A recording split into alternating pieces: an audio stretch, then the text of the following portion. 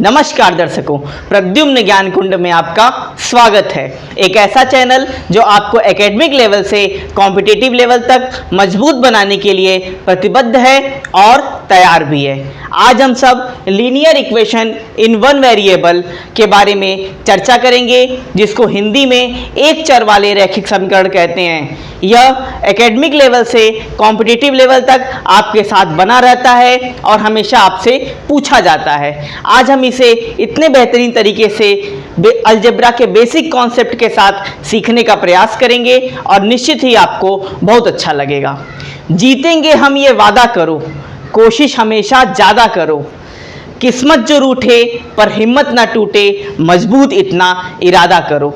इसी मोटिवेशन के साथ आज हम अपने टॉपिक को शुरू करेंगे, linear equation in one variable. सबसे पहले एक एक्सप्रेशन की सहायता से हम ये समझने का प्रयास करेंगे कि वेरिएबल क्या होता है और कांस्टेंट क्या होता है। जैसे हमने लिखा x + 5 बराबर x + 5 हमने पहले लिखा, ये एक एक्सप्रेशन है। इस एक्सप्रेशन में वेरिएबल क्या है और कांस्टेंट क्या है हम ये सीखेंगे।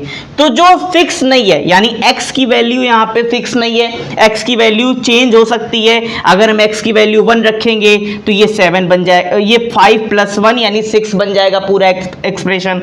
अगर हम x की वैल्यू 2 रखेंगे तो ये पूरा एक्सप्रेशन 7 बन जाएगा। मतलब कि x की वैल्यू अननोन है, फिक्स नहीं है, चेंज होती रह रही है। इसका मतलब ये वेरिएबल है, यानी कि जिसकी वैल्यू फिक्स ना हो, चेंज होती रहे, वो वेरिएबल होता है।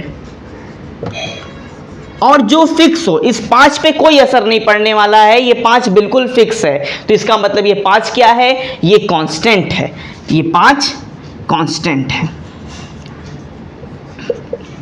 हिंदी में इसी को चर कहते हैं और इसको अचर कहते हैं। ये चर कहते हैं, इसको अचर कहते हैं। इसका मतलब हम ये समझ गए कि अगर फिक्स है कोई चीज़ तो वो कांस्टेंट हो जाएगी, और अगर फिक्स नहीं है, जिसकी वैल्यू चेंज होती रहती है, वो वेरिएबल होता है। किसी भी एक्सप्रेशन में वेरिएबल और कांस्टेंट दोनों हो सकते हैं। अब हम इसके बाद ये समझने का प्रयास करेंगे कि linear equation in one variable क्या होता है, इक्वेशन क्या होता है, लीनियर क्यों प्रयोग हुआ और वन वेरिएबल का ही क्यों यूज हो रहा है। तो हम सारी चीज़ों को समझेंगे। सबसे पहले हम ये जानने का प्रयास करेंगे कि इक्वेशन क्या होता है। जैसे मैंने लिखा, जब भी हम किसी चीज़ को इक्वेट करें, किसी भी चीज़ के बराबर रखें, तो निश्चित रूप से वो इक्वेशन होगा। जैसे x + 5 हमने लिखा, ये अभी तक तो एक्सप्रेशन है, लेकिन अगर मैं इक्वेट करूं, किसी के बराबर रखूं, 7 के बराबर रखूं, 2 के बराबर रखूं, या फिर किसी के भी बराबर रखूं, तो यानी इक्वल आ गया ना।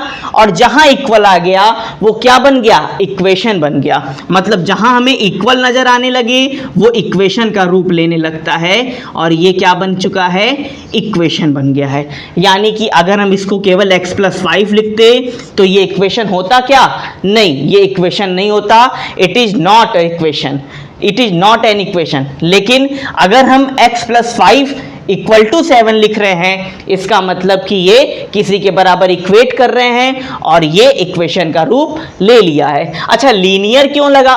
लीनियर का मतलब कि इसकी मैक्सिमम पावर कितनी हो सकती है, 1 हो सकती है। जैसे मैंने मान लीजिए लिखा 3x + 7 = 2, तो ये इक्वेशन है कि नहीं है, बिल्कुल इक्वल का यूज हो गया है, यानी कि ये इक्वेशन का रूप ले चुका है। ये लीनियर है कि नहीं है, इसकी मैक्सिमम पावर देखिए 1 छिपी हुई है, इसका मतलब ये लीनियर है, ये हम समझ चुके कि ये लीनियर इक्वेशन है। अगर मैंने ऐसे लिखा x² + 2 = 0, इसका मतलब कि ये बताइए ये इक्वेशन है कि नहीं है, तो बिल्कुल इक्वल का यूज हुआ है, तो ये इक्वेशन जरूर है। लेकिन ये लीनियर है कि नहीं है, तो लीनियर नहीं है, क्योंकि इसकी मैक्सिमम पावर क्या हो चुकी है, 2 हो चुकी है। इसका मतलब ये लीनियर तो हो ही नहीं सकता, इक्वेशन जरूर है बट ये लीनियर इक्वेशन नहीं है, और जो आज हम लोग टॉपिक पढ़ने वाले हैं वो इसका हिस्सा नहीं है। तो हम ये समझ गए लीनियर क्या होता है, इक्वेशन क्या होता है। अब वन वेरिएबल का यूज क्यों हुआ, वन वेरिएबल का क्या मतलब है? वन वेरिएबल मतलब जितनी अननोन क्वांटिटी रहेगी, जितने वेरिएबल, जैसे मैंने यहां बताया ना x क्या है? अननोन वैल्यू है, नॉट फिक्स है, इसका मतलब x क्या है? वेरिएबल है। तो अगर हमें किसी भी इक्वेशन में केवल एक ही अननोन वैल्यू नजर आती है, मतलब एक ही लेटर नजर आता है, तो वो वन वेरिएबल होता है। जैसे यहां पे देखिए 3x, यानी केवल x की वैल्यू ही तो हमें निकालनी है, x ही तो अननोन है, इसका मतलब ये वन वेरिएबल है कि टू वेरिएबल है? तो ये बिल्कुल वन वेरिएबल है। यहां पे भी ये भले लीनियर इक्वेशन नहीं है, लेकिन ये क्या है? वन वेरिएबल का ही है, क्योंकि यहां पे किसकी वैल्यू अननोन है? केवल और केवल x की। जैसे मैंने यहां पे लिख दिया 3x + 7y = 5। इसका मतलब पहले ये बताइए इक्वेशन है कि नहीं है? तो बिल्कुल ये इक्वेशन है। लीनियर है कि नहीं है? तो ये लीनियर भी है, क्योंकि इसकी मैक्सिमम पावर क्या है? 1 है। लेकिन ये वन वेरिएबल का है क्या? नहीं, क्योंकि यहां पे हमें x भी नहीं मालूम और y भी नहीं मालूम, यानी दोनों की वैल्यू फाइंड करनी पड़ेगी। तो ये linear equation in one variable नहीं है, ये linear equation in two variable है। जरा इसके बारे में देखते हैं। 4x + 5 = 7, तो ये बिल्कुल इक्वेशन है, क्योंकि इक्वल का यूज हुआ है। लीनियर है कि नहीं है? बिल्कुल लीनियर है, क्योंकि मैक्सिमम पावर इसकी क्या है? 1 है। और ये वन वेरिएबल का है कि टू वेरिएबल का है? तो यहाँ पे वन जो वैल्यू है, वन अननोन क्वांटिटी है, वन वैल्यू हमें और निकालनी है x की। इसका मतलब ये linear equation in one variable है, और इस पूरे टॉपिक में हम इसी की ही चर्चा करेंगे। तो अब इसको मैं मिटा रहा हूं, आगे हम कुछ क्वेश्चन के टाइप्स के माध्यम से इसको समझने का प्रयास करेंगे और बहुत ही बेहतरीन तरीके से सीख जाएंगे। अब मैं इसे मिटा रहा हूं। अब हम पहले सवाल की तरफ आ रहे हैं कि हम फाइंड कैसे करेंगे, x की वैल्यू निकालेंगे कैसे? जो हमारे पास वेरिएबल है हम उसको निकालेंगे कैसे? जैसे मैंने एक इक्वेशन लिखा 3x + 4 = 13।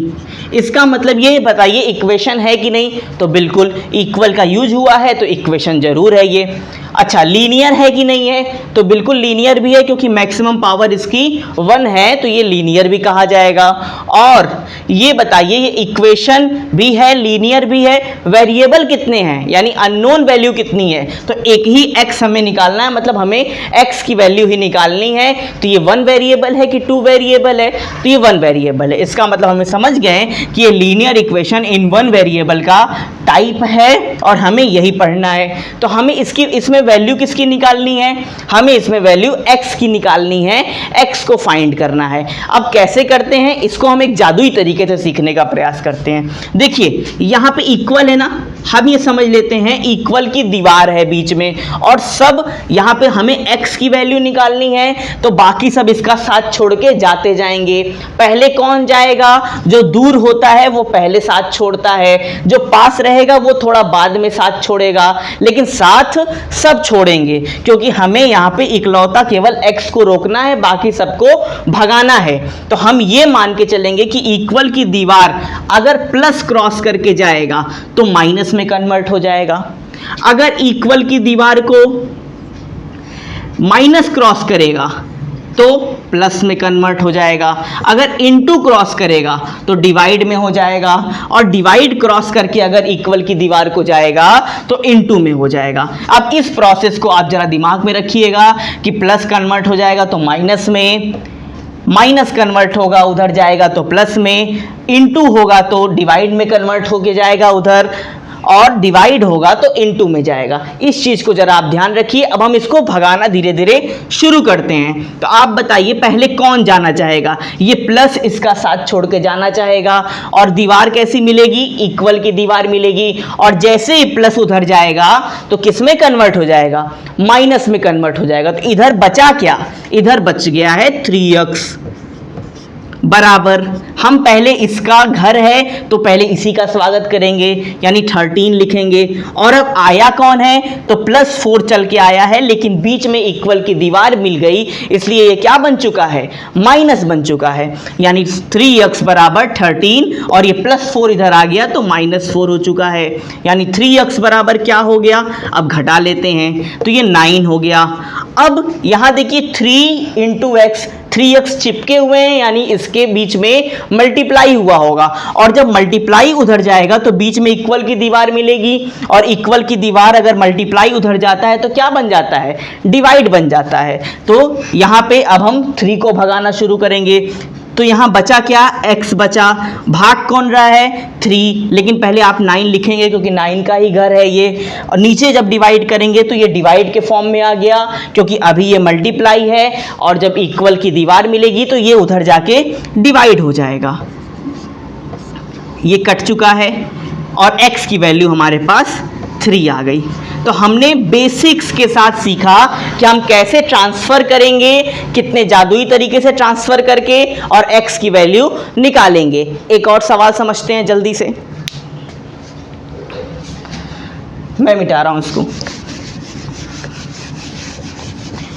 तो हमने पहले सवाल के माध्यम से सीखा कि वास्तव में ये बहुत ही आसान होता है, लेकिन चूंकि गड़बड़ इसलिए हो जाती है क्योंकि माइनस प्लस के चक्कर में बच्चे कंफ्यूज होते हैं, लेकिन हमने आज इसे एक बेहतरीन तरीके के साथ सिखाया कि प्लस उधर जाएगा तो माइनस हो जाएगा, माइनस उधर जाएगा तो प्लस हो जाएगा, इनटू उधर जाएगा तो डिवाइड हो जाएगा, और डिवाइड उधर जाएगा तो इनटू हो जाएगा। ये बीच में इक्वल की दीवार को जब क्रॉस करके भागेंगे ये लोग। तो अगला सवाल देखते हैं, 4x - 5 = 7। अब हम भगाना शुरू कर, हमें x की वैल्यू चाहिए तो हमें x रोकना है, बाकी धीरे धीरे सबको स्टेप वाइज हटाते जाना है। तो पहले यहाँ पे 4x रुकेगा क्योंकि हमें पहले भागेगा कौन, -5 जाएगा, और -5 बीच में जब इक्वल की दीवार मिलेगी तो माइनस किस में कन्वर्ट हो जाएगा, प्लस में। तो यहाँ बचा 4x, ये क्या लिखेंगे, पहले इसका घर है इसलिए 7 लिखेंगे, -5 को उधर भेजे तो क्या बन चुका है, +5 बन चुका है। तो अब सॉल्व करिए, 4x बराबर यहाँ पे 12 हुआ। अब यहाँ बताइए 4 और x चिपके हुए हैं, मतलब इसका मल्टीप्लाई हो रहा होगा, और उस साइड जब जाएगा तो क्या बन जाएगा, ये किस फॉर्म में हो जाएगा, इधर मल्टीप्लाई हो रहा है, बीच में इक्वल की दीवार मिलेगी, तो जब ये भागेगा दूर जाएगा x से तो क्या क्या हो जाएगा, इनटू है तो डिवाइड में कन्वर्ट हो जाएगा। तो x = क्या हो जाएगा 12, और ये 4 किस फॉर्म में आएगा, चूंकि यहाँ मल्टीप्लाई हो रहा है इसलिए इधर डिवाइड के रूप में आएगा। अब इसको काट लीजिए, x बराबर क्या आ गया, 3 आ गया।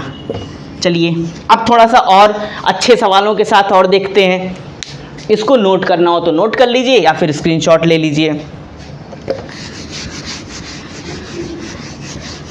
अब अगला सवाल देखते हैं,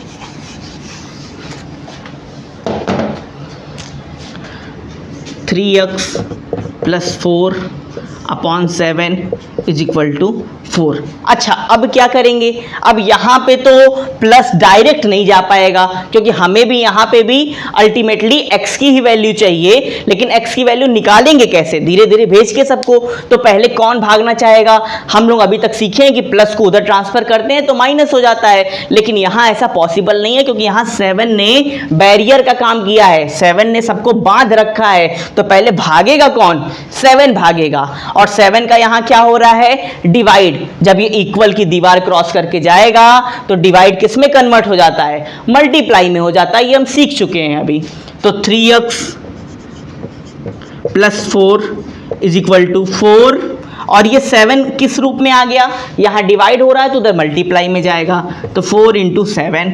तो अब सॉल्व करते हैं, 3x + 4 = 28। अब ये पहले जैसा सवाल बन चुका जो हम लोग करते चले आ रहे हैं, यानी +4 को अब भगाएंगे। अब किसकी जाने की बारी है, +4 की, +4 उधर जाएगा तो -4 में कन्वर्ट हो जाएगा।